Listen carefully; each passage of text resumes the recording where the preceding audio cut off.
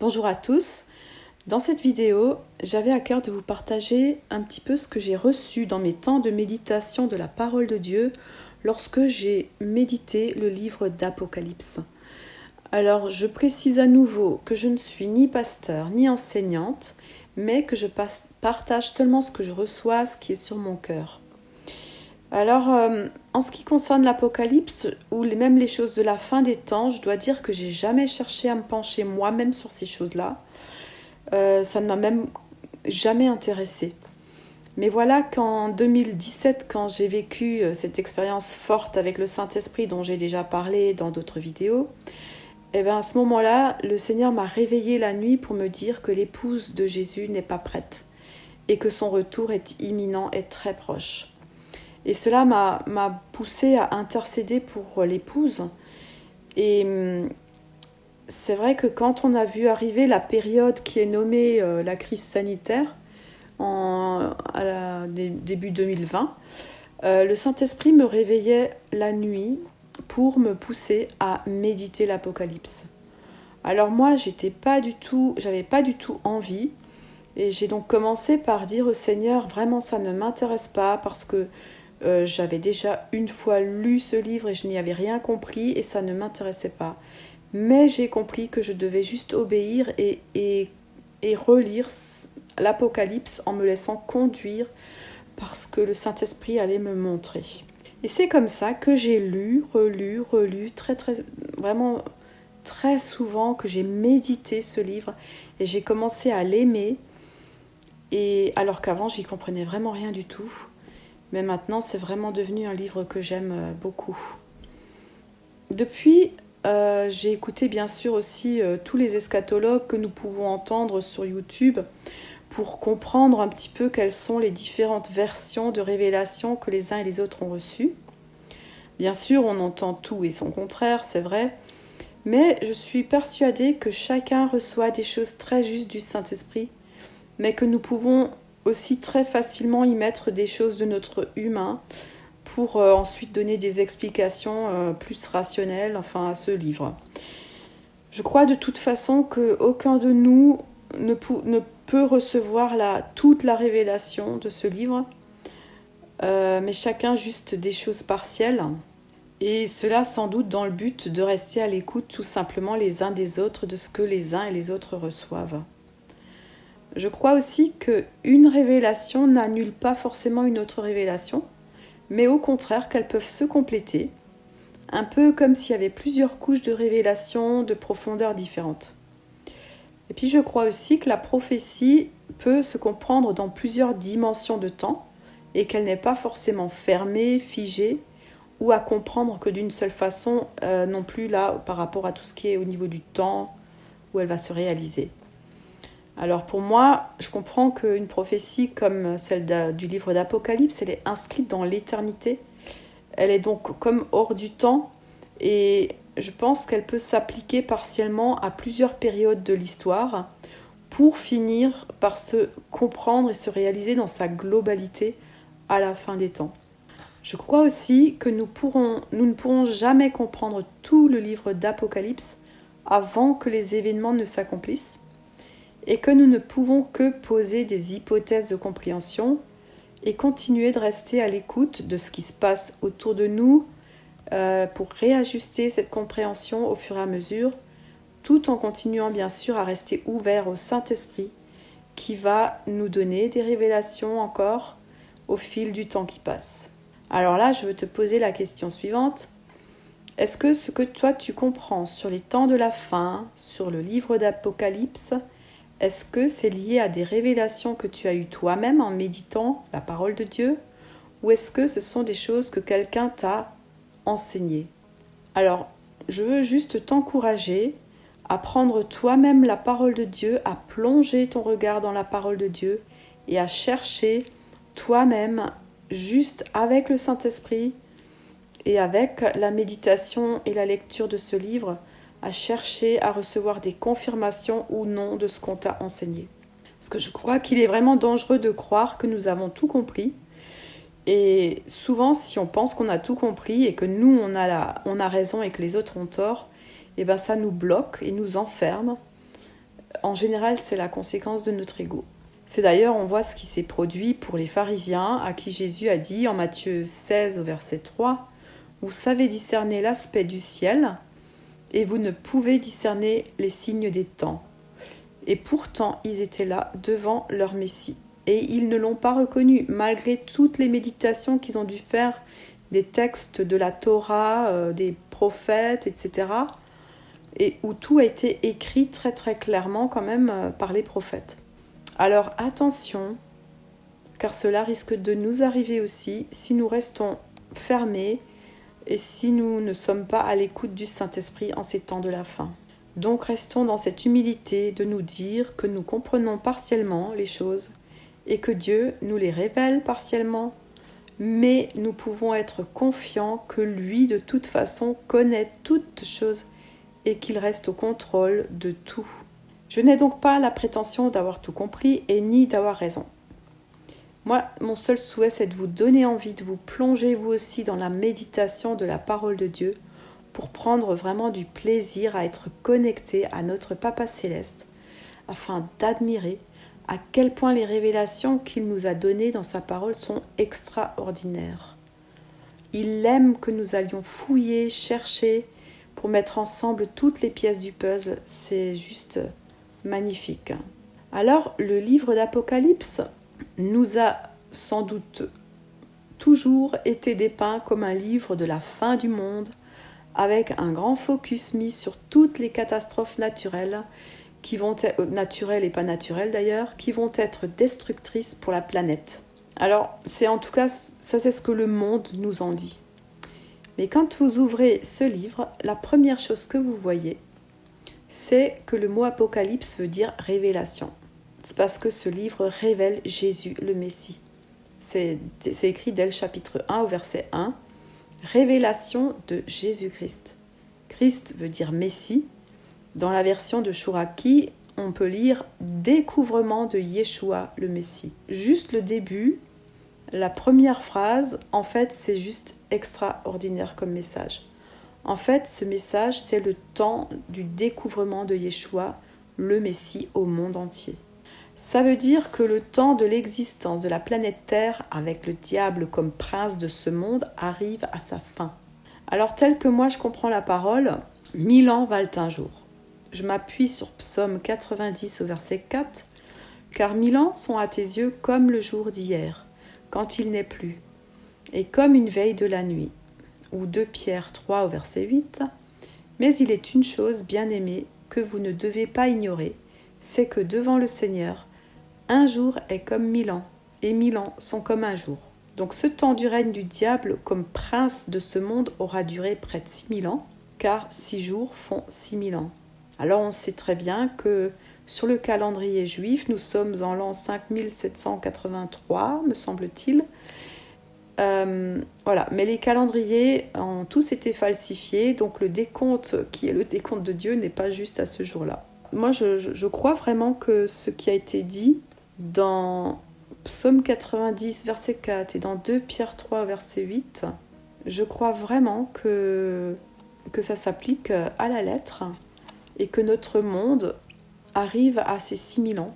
C'est-à-dire que donc nous sommes à la veille de l'ouverture du 7e jour, qui est ce qu'on appelle le temps du millénium, c'est-à-dire les 1000 ans du règne de Jésus sur la terre qui arrivent. Et donc ça, vous pouvez le lire dans Apocalypse 20, du verset 1 au verset 6, où il est parlé de ces 1000 ans de règne de Jésus. Les 1000 ans de règne de Jésus, c'est un temps de Shabbat pour nous tous et pour la terre, c'est-à-dire un temps de repos, puisque Jésus est le repos. La terre retrouvera la paix, les activités destructrices vont cesser et le monde entier sera sous la gouvernance de Jésus, le Messie. Ça va être le temps de l'accomplissement total de la prière de Jésus adressée à notre Père dans les cieux. Que ton règne vienne sur la terre comme au ciel. Jésus va imposer son règne aux nations du monde. Il est écrit qu'il régnera avec une verge de fer. On peut lire ça dans Psaume 2, verset 9, Apocalypse 2, verset 27, Apocalypse 12 au verset 5, Apocalypse 19 au verset 15. Toutes ces lois vont s'appliquer et tout le monde sera soumis à Jésus. Sachant que son joug est doux et léger, son règne, ce sera que du bonheur pour tous les humains.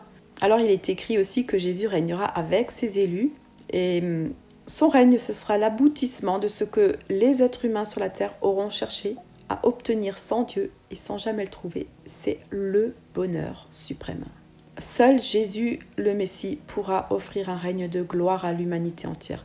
Un règne de paix, un règne d'amour, de miséricorde, de sécurité, de joie, de justice, de prospérité, bref, vraiment tout ce dont nous avons rêvé depuis toujours. Jésus est le roi de gloire, il est lui-même toutes ces choses-là, il est la paix, la joie, le repos, la sécurité, la justice en personne. Alors vous pourrez trouver de nombreux passages dans les prophètes qui nous parlent de ce règne de paix et de ce temps du millénium. Alors, Derek Prince disait « Qui d'entre vous souhaite voir le royaume des cieux s'installer sur la terre ?» Alors là, je pense que tout le monde est d'accord que c'est vraiment le souhait, le plus fort qu'on peut avoir. Et puis il a rajouté « Mais si c'est ce que nous voulons, alors nous devons aussi accepter de passer d'abord par les douleurs de l'enfantement qui sont nécessaires à la naissance de ce royaume. » Et dans la parole, il nous est parlé des douleurs de l'enfantement, car l'arrivée du règne de Jésus sur la terre se fera comme un accouchement, avec des contractions. Ce sont ces contractions qui nous sont décrites dans le livre d'Apocalypse. Pour que ce royaume s'installe sur la terre, il va falloir que tout le train-train quotidien du monde actuel, toutes les sécurités humaines, tout ce qui est mis en place aujourd'hui s'arrête. Nous voyons clairement que ce qui est prévu dans les projets plus ou moins cachés des élites de ce monde, c'est un basculement, un grand reset. Alors il faut savoir que cela se fera sous le contrôle de notre Dieu et Père, le Créateur de tout l'univers, parce que lui va utiliser leur plan maléfique pour accomplir son plan divin qui est puissant. C'est celui de révéler Jésus le Messie au monde entier. Nous le voyons dans Apocalypse 1 au verset 7. Il est écrit « Le voici qui vient avec les nuées. Tout œil le verra, même ceux qui l'ont transpercé. Et toutes les familles de la terre pleureront amèrement sur lui. Oui, Amen.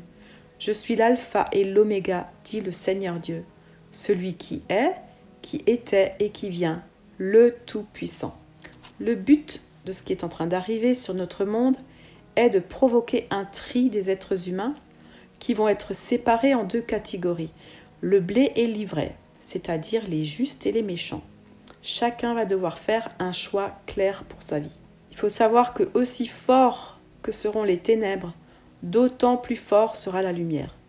Il n'y aura plus la possibilité d'être tiède ou d'être entre deux, il va falloir choisir entre la lumière ou les ténèbres.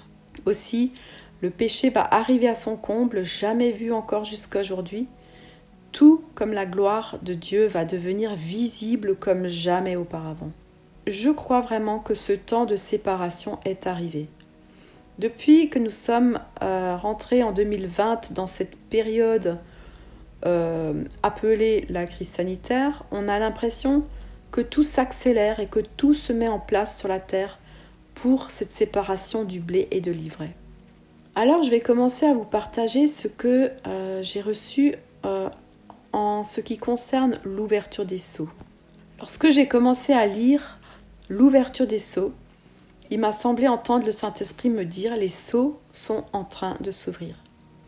Alors j'étais très étonnée et je lui ai demandé « Mais comment ça ?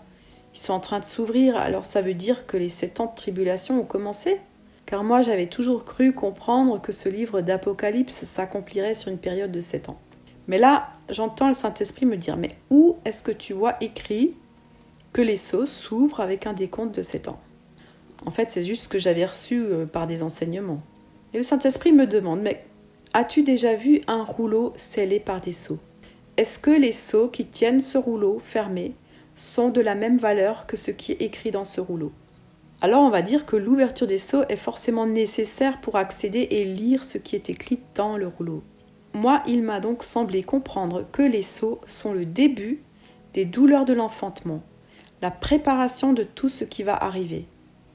C'est comme si le jugement de Dieu monte en crescendo pour rentrer dans son apogée, avec les chauffards, les tonnerres, qui d'ailleurs eux sont souvent oubliés parce qu'ils sont scellés, et les coupes, tout ce qui viendra donc après l'ouverture des seaux, puisqu'à ce moment-là, le comble du péché sera atteint.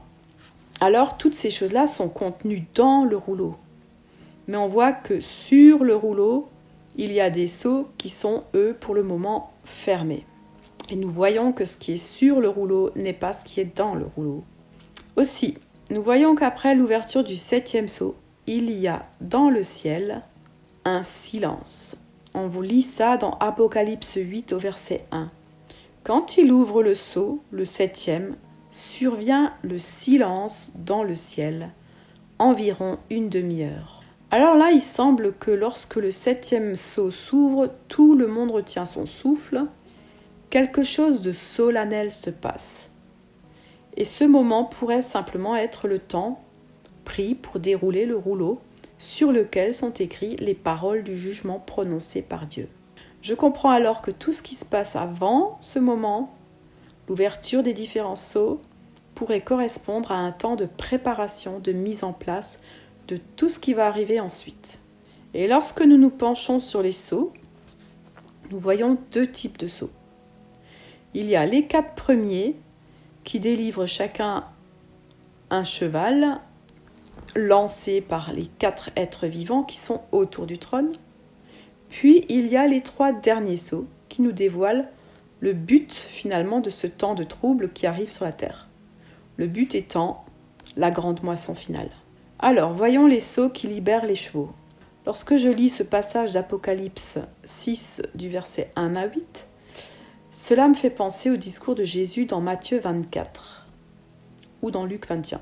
On va lire Matthieu 24, au verset 4 jusqu'au verset 8.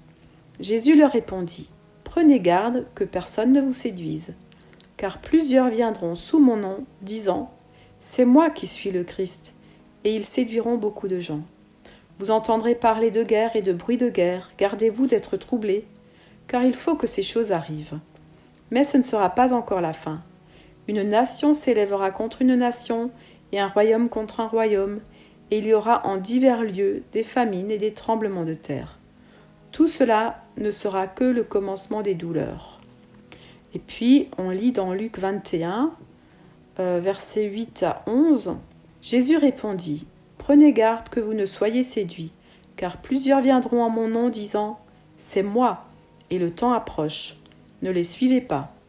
Quand vous entendrez parler de guerre et de soulèvement, ne soyez pas effrayés, car il faut que ces choses arrivent premièrement, mais ce ne sera pas encore leur fin. » Alors il leur dit : « Une nation s'élèvera contre une nation, et un royaume contre un royaume. Il y aura de grands tremblements de terre, et en divers lieux, des pestes et des famines.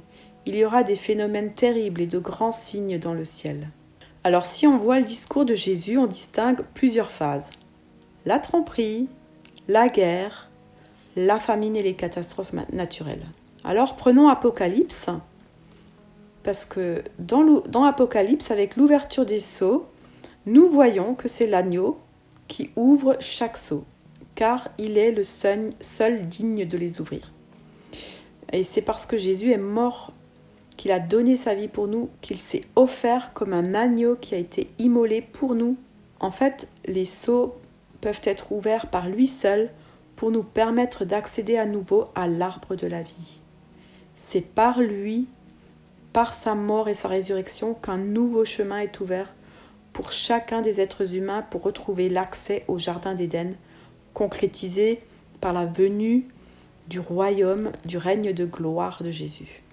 Alors chacun de ces 4 chevaux sont lancés par les 4 êtres vivants qui sont autour du trône. C'est ce que nous lisons en Apocalypse 6 au verset 4. Alors voyons le premier sceau. Apocalypse 6, versets 1 et 2. Je regardais quand l'agneau ouvrit un des sceaux et j'entendis l'un des 4 êtres vivants qui disait comme d'une voix de tonnerre. Je regardais et voici parut un cheval blanc. Celui qui le montait avait un arc. Une couronne lui fut donnée et il partit en vainqueur et pour vaincre. Nous voyons ici ce qui pourrait ressembler à Jésus le Messie décrit dans Apocalypse 19 au verset 11. « Puis je vis le ciel ouvert, et voici parut un cheval blanc. Celui qui le montait s'appelle fidèle et véritable, et il juge et combat avec justice. » Donc, celui qui est décrit dans Apocalypse 19, on lit que c'est le véritable. Et cela sous-entend qu'il y en a un autre qui est faux et qui vient avant lui. Et c'est celui qui est donc décrit dans Apocalypse 6 au verset 1. C'est lui le faux Messie. Alors cela rejoint la mise en garde de Jésus qui nous dit de ne pas nous laisser tromper. Alors depuis 2020, nous voyons vraiment que la tromperie, qui par ailleurs a toujours existé, s'est intensifiée dans ce monde. Le système de l'Antichrist qui est basé sur la tromperie est à l'œuvre plus que jamais. Bon, ce que le trompeur ne sait peut-être pas, c'est qu'il est sous le contrôle total de Jésus, qui l'autorise d'agir le temps que notre Papa Céleste détermine de sa propre autorité. Donc, on voit de toute façon que le système de l'Antichrist est déjà bien à l'œuvre pour qu'il se dévoile au monde. C'est d'ailleurs également ce que Paul disait dans 2 Thessaloniciens 2 au verset 7. En effet, le mystère de l'impiété agit déjà. Il faut seulement que celui qui le retient encore ait disparu. Alors paraîtra l'impie que le Seigneur Jésus détruira par le souffle de sa bouche et qu'il anéantira par la manifestation de son retour. Alors, nous lisons que celui qui le montait avait un arc. Quand on fait une recherche sur ce que pourrait signifier l'arc dans la parole, on tombe sur Jérémie 9 au verset 3. Ils ont la langue tendue comme un arc et lancent le mensonge.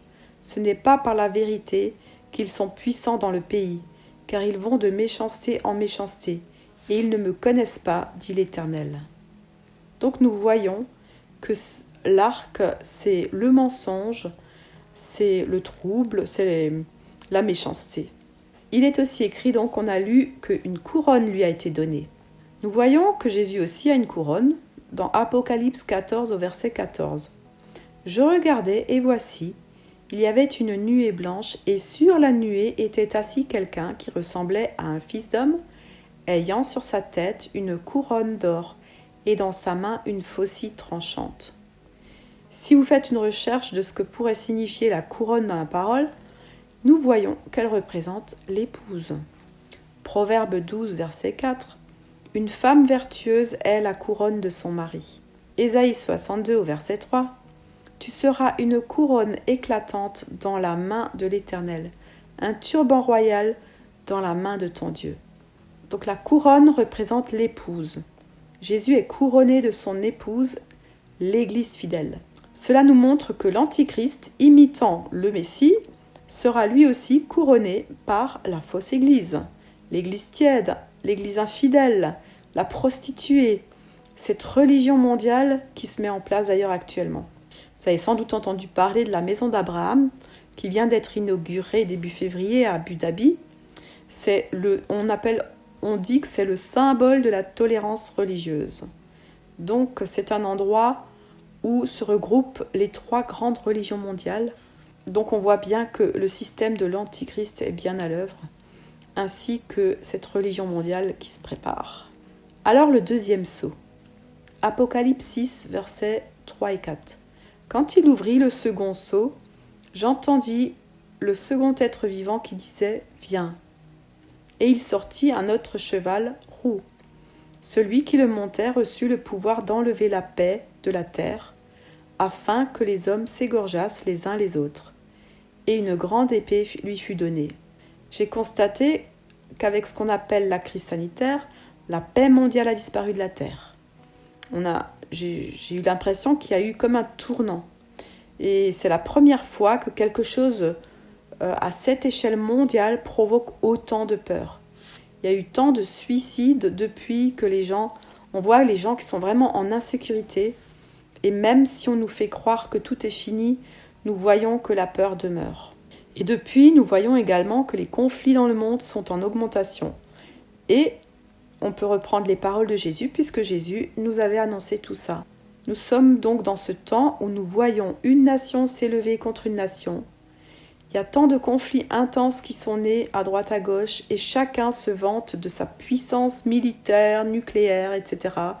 pour faire peur à l'autre. Il y a la guerre entre l'Ukraine et la Russie, à laquelle se mêle l'OTAN, le conflit de la Chine avec les États-Unis autour de Taïwan, conflit, alors celui-là est important quand même, le conflit entre Israël et l'Iran. C'est très important, Israël étant l'horloge du monde. Il y a conflit entre la Corée du Nord, la Corée du Sud. Bref, tout ça, ça ne devrait pas nous étonner parce qu'actuellement, on va dire qu'il y a quand même beaucoup de dictateurs qui sont encore en train de défendre leur part du gâteau.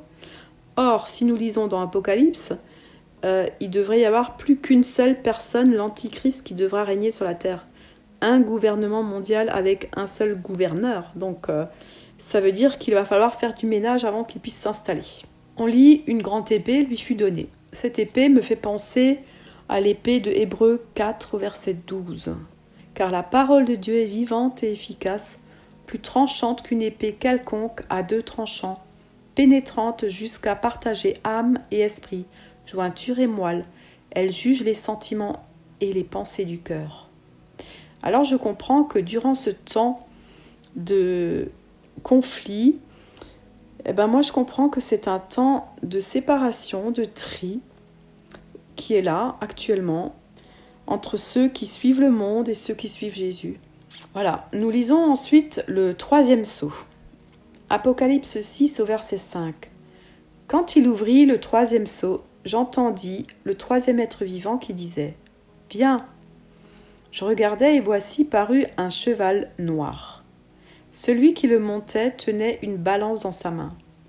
Et j'entendis au milieu des 4 êtres vivants une voix qui disait « Une mesure de blé pour un denier et 3 mesures d'orge pour un denier, mais ne fais point de mal à l'huile et au vin. » Une autre version dit « Ne touche pas à l'huile et au vin » ou encore « Pas d'injustice avec l'huile et le vin ». Alors les eschatologues nous parlent ici de l'arrivée de la famine mondiale, le prix du blé étant celui d'un salaire d'une journée. Alors on voit aussi que Jésus parle également de la famine. Il parle aussi de toutes sortes de catastrophes naturelles. Alors ce qu'on nous annonce effectivement depuis quelque temps au niveau mondial, c'est l'arrivée de la famine, la fin de l'abondance, des pénuries diverses qui commencent à se faire dans tous les domaines. Mais quand je lis ce passage, j'ai quand même l'impression que ce passage va encore plus loin que ça. Il peut effectivement s'agir d'une famine physique, mais peut-être aussi une famine spirituelle. En fait, moi, je vois là l'enlèvement de l'épouse de Jésus. Et je vais vous expliquer. On a la balance qui fait référence au jugement de Dieu sur les êtres humains. Job 31, verset 6. « Que Dieu me pèse dans des balances justes, et il reconnaîtra mon intégrité. » Proverbe 16 au verset 11. « Le poids et la balance juste sont à l'Éternel. » Daniel 5 au verset 27. « Pesé, tu as été pesé dans la balance, et tu as été trouvé léger. » Ici, dans ce passage donc de Apocalypse 6, au verset 6, il nous est parlé de blé, d'orge, d'huile et de vin. Donc, ça parle quand même de moisson ou de récolte. Alors, on sait que le blé et l'orge se récoltent en premier, plutôt au printemps ou en été, alors que les olives qui produisent de l'huile ou le raisin qui produit le vin sont récoltés à l'automne. Je comprends, moi, dans ce passage, que le blé et l'orge sont récoltés, mais pas encore l'huile et le vin. Il est parlé d'une mesure de blé pour un denier et 3 mesures d'orge pour un denier. Alors, si on va chercher à quoi correspond un denier dans l'Ancien Testament, on trouve que ça correspond à un demi-cycle. Alors, un demi-cycle, on nous parle d'un demi-cycle dans l'histoire du serviteur d'Abraham, qui va chercher une épouse pour son fils Isaac. Alors je veux quand même dire que cette histoire, elle est totalement prophétique du Saint-Esprit qui vient préparer et chercher l'épouse de Jésus. Et je vous conseille vraiment de relire cette histoire qui se trouve dans Genèse 24.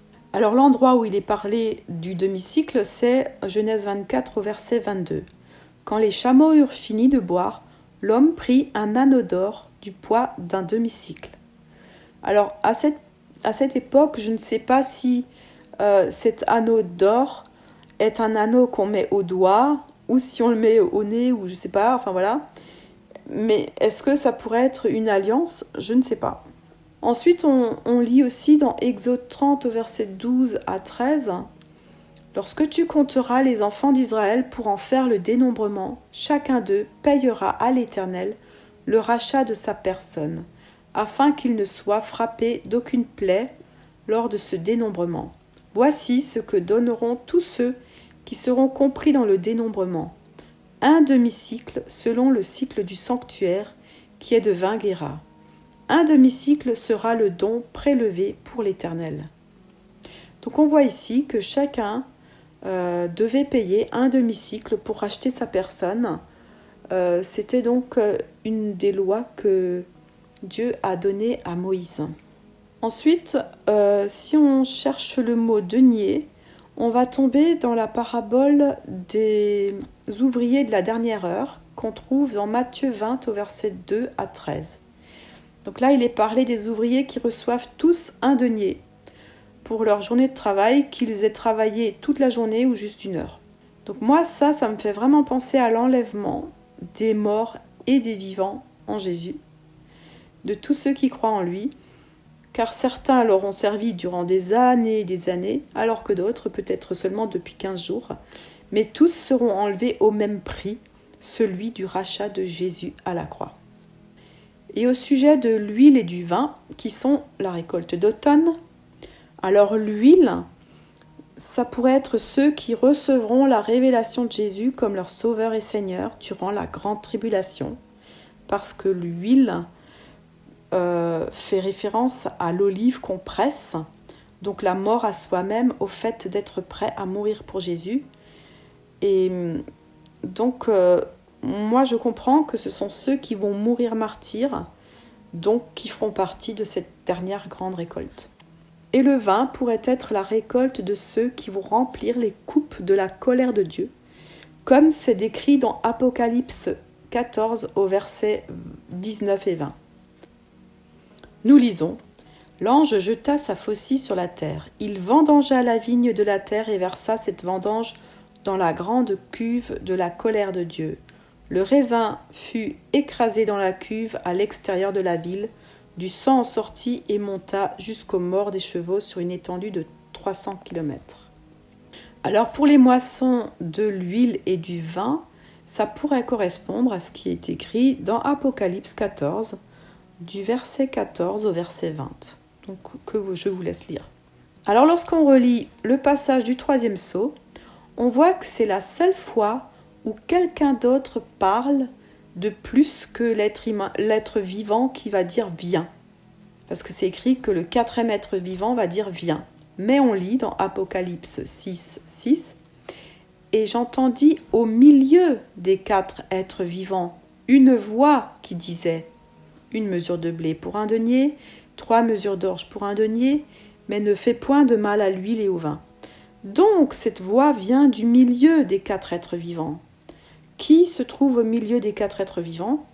Alors on peut lire dans Apocalypse 4 au verset 6 « Au milieu et autour du trône se tiennent 4 êtres vivants, couverts d'yeux devant et derrière. » Donc, on ne sait pas, est-ce que c'est la voix d'un être vivant?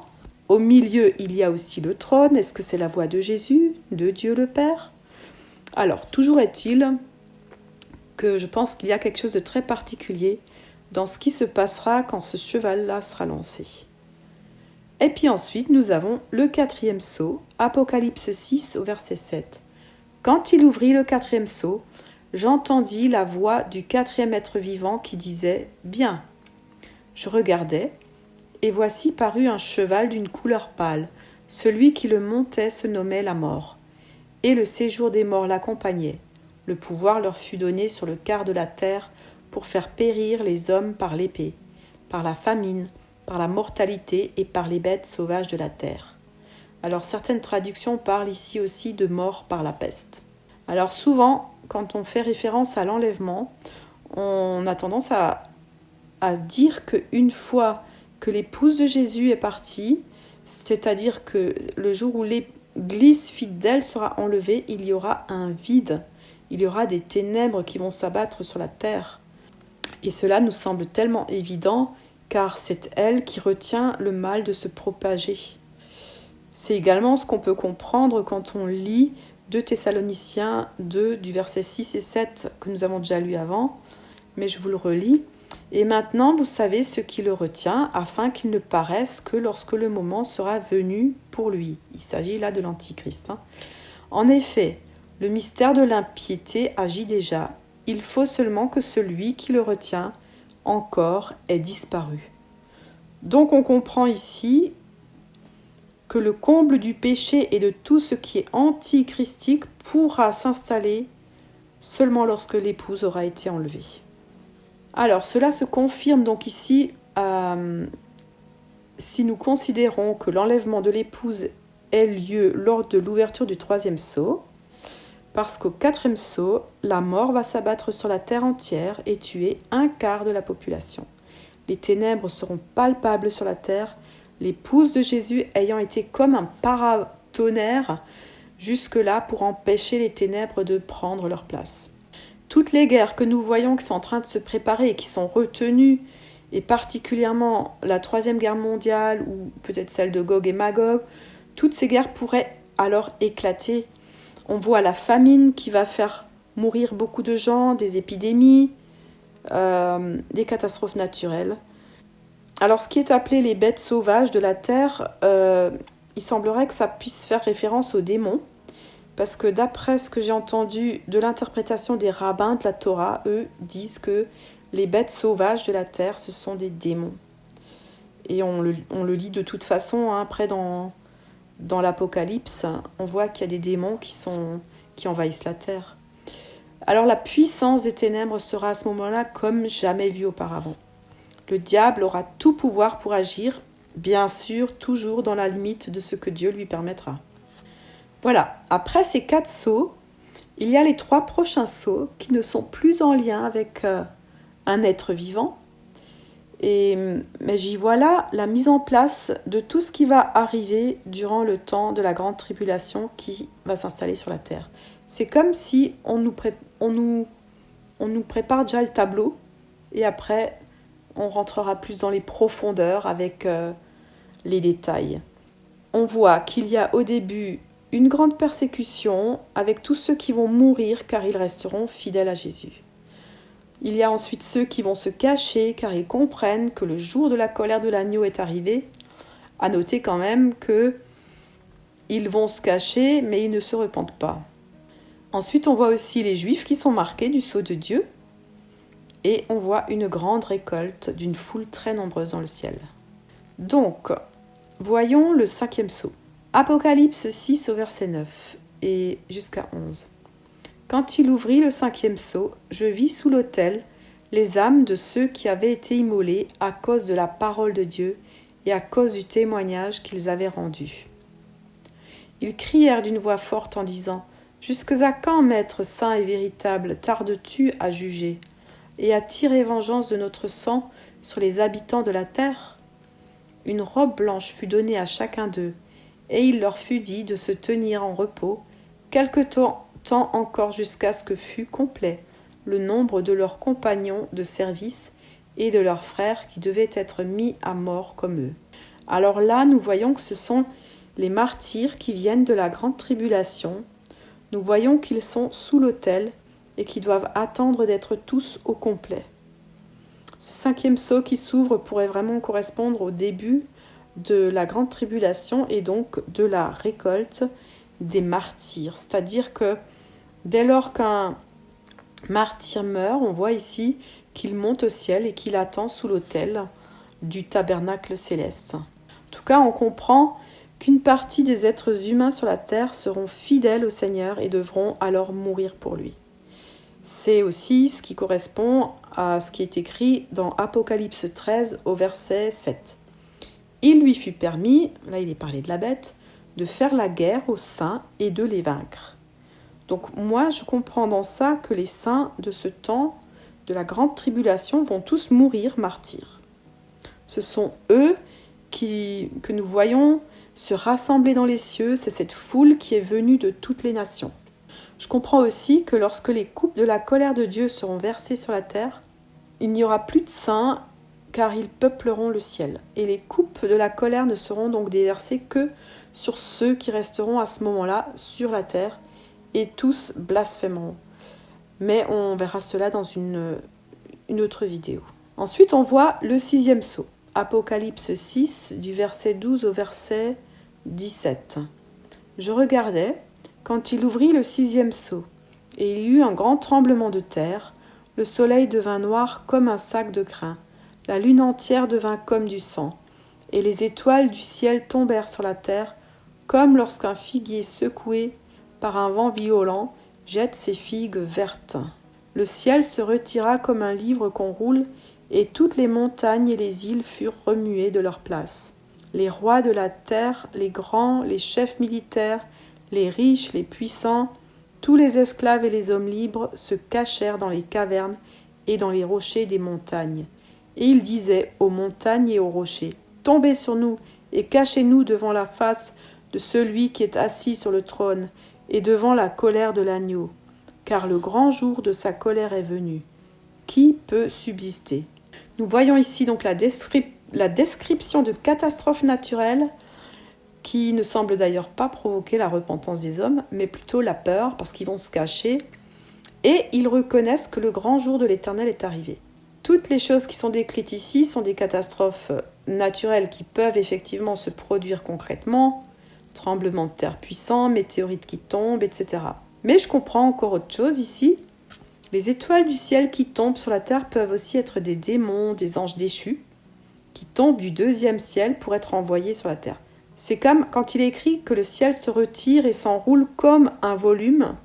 Ça peut vraiment nous faire penser à Dieu qui fait le ménage dans le ciel et qui envoie tous les anges déchus sur la terre, c'est-à-dire que leur demeure était dans le 2e ciel, qui à ce moment-là n'existe plus parce qu'ils prennent leur place sur la terre. C'est comme si Dieu enroulait ce ciel-là comme un rouleau. Et donc, ça produit qu'il n'y a plus de protection entre Dieu et les hommes qui sont sur la terre, eux, mais que quelque part, c'est comme si Dieu était visible des hommes ou alors que quelque chose de l'éternité est là visible des hommes. Or, un homme ne peut pas tenir devant l'Éternel. Et on le sait bien, la chose qui nous permet de tenir devant le Seigneur, à nous qui avons la foi, c'est le fait d'être couverts par le sang de Jésus. Et nous serons dans des corps ressuscités. Donc voilà, on peut très bien comprendre que les êtres humains soient remplis de peur et qu'ils aillent se cacher pour ne pas être exposés à la colère de l'agneau qui s'exprime forcément devant un être humain qui est pécheur. Donc c'est comme si y a une protection qui n'est plus là ou entre Dieu et les hommes et que la colère de Dieu, du coup, elle est visible devant les hommes. Nous voyons au chapitre 7, du verset 1 au verset 8, ça fait visiblement partie toujours encore du 6e sceau. On voit que c'est un temps où les vents sont retenus sur la terre, le temps de marquer du sceau de Dieu les serviteurs de l'Éternel. On lit ça dans Apocalypse 7 au verset 1 jusqu'à 4. Après cela, je vis 4 anges debout aux 4 coins de la terre.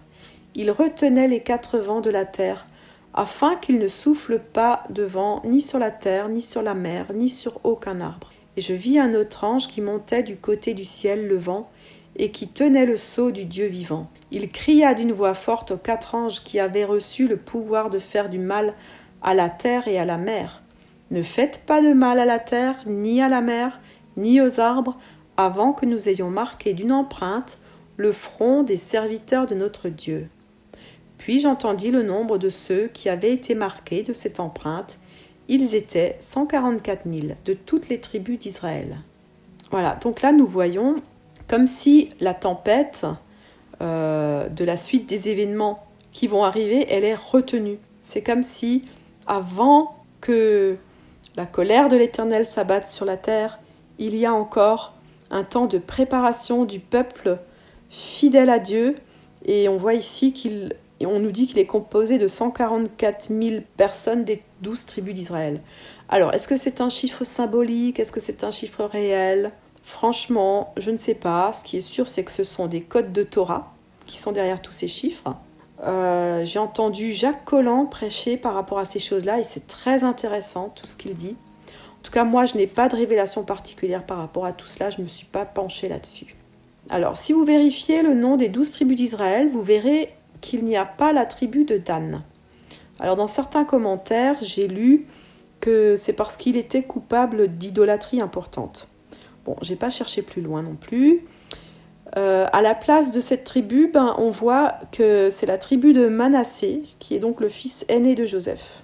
Alors, de toute façon, dans ma compréhension, de façon globale, ça me renvoie au fait que le peuple d'Israël va vivre un réveil. Et que ici, moi, je vois les prémices d'Israël qui vont recevoir la révélation de Jésus le Messie.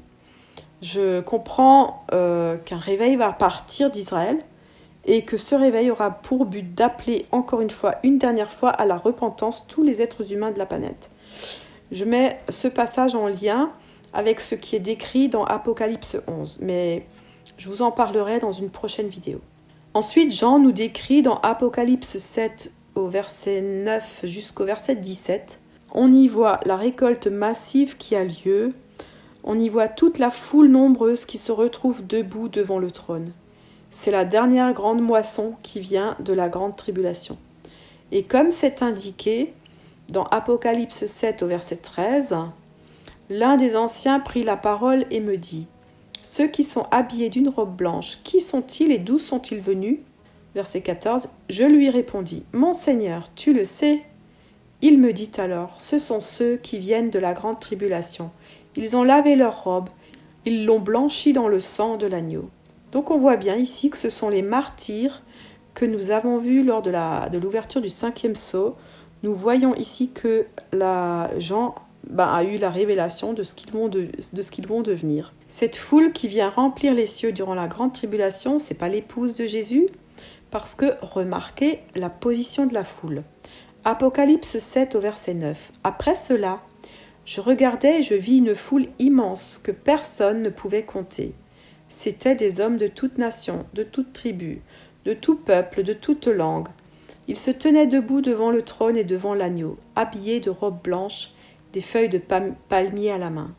Et puis dans Apocalypse 7 au verset 15, c'est pourquoi ils se tiennent devant le trône de Dieu et le servent jour et nuit dans son temple. On voit donc bien que cette population, elle se trouve debout devant le trône et devant l'agneau. Or, l'épouse qui aura été enlevée auparavant se trouve avec Jésus sur le trône. Éphésiens 2, verset 6, « Il nous a ressuscités et fait asseoir avec lui dans les lieux célestes en Jésus-Christ. » Ou Apocalypse 3 au verset 21, « Le vainqueur, je le ferai asseoir avec moi sur mon trône, tout comme moi aussi j'ai vaincu et me suis assis avec mon Père sur son trône. » Or là, nous voyons une foule nombreuse debout en face du trône. Il ne s'agit donc pas de l'épouse, mais de la grande moisson finale de tous ceux qui vont mourir martyrs. Et voici ce qui est écrit dans Apocalypse 7, du verset 15 au verset 17 les concernant. C'est vraiment une belle promesse. C'est pourquoi ils se tiennent devant le trône de Dieu et le servent jour et nuit dans son temple. Celui qui est assis sur le trône les abritera sous sa tente. Ils n'auront plus faim, ils n'auront plus soif, le soleil ne les frappera plus, ni aucune chaleur brûlante. En effet, l'agneau qui est au milieu du trône prendra soin d'eux et les conduira aux sources des eaux de la vie, et Dieu essuiera toute larme de leurs yeux. Voilà, c'est une belle promesse sur laquelle tous ceux qui passeront la grande tribulation pourront s'appuyer. Voilà, alors pour conclure cette première partie, je voulais vous partager encore quelque chose. Le 7 mars 2020, le Saint-Esprit m'avait dit de relire Actes. J'avais donc relu Actes. Puis, il m'a fait comprendre que tout le livre d'Actes est également prophétique de ce qui va arriver en ces temps de la fin. Le Saint-Esprit m'a dit, tout le livre d'Actes va se reproduire. Et d'abord, j'avais compris que c'était tout ce qui était en lien avec l'effusion du Saint-Esprit et le réveil. mais il m'a bien dit tout le livre d'Actes. Ce qui veut dire que ça commencera par un enlèvement, tout comme le livre d'Actes commence par l'enlèvement de Jésus qui monte au ciel. De la même manière, l'épouse va être enlevée et cela produira un réveil qui partira d'Israël une fois de plus et atteindra toutes les nations de façon très rapide, je pense sur une durée de 3 ans et demi. Et comme dans Actes, comme c'était le cas pour l'Église primitive, tous ceux qui vont recevoir la révélation de Jésus durant la grande tribulation vont mourir martyrs. Alors, cela pour vous dire qu'à l'heure qu'il est, je crois que le son du chauffard pour rassembler l'épouse peut sonner à n'importe quel moment. Je crois que Jésus est à la porte et que l'enlèvement est plus proche que jamais.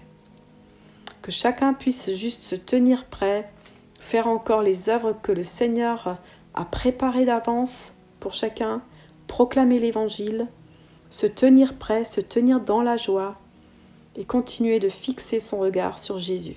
Jésus a dit en Luc 21 au verset 28 « Quand ces événements commenceront à se produire, redressez-vous et relevez la tête parce que votre délivrance est proche. » Voilà, alors restons confiants et persévérants jusqu'au bout, en demeurant en Jésus, notre bien-aimé. Soyez tous bénis. À bientôt.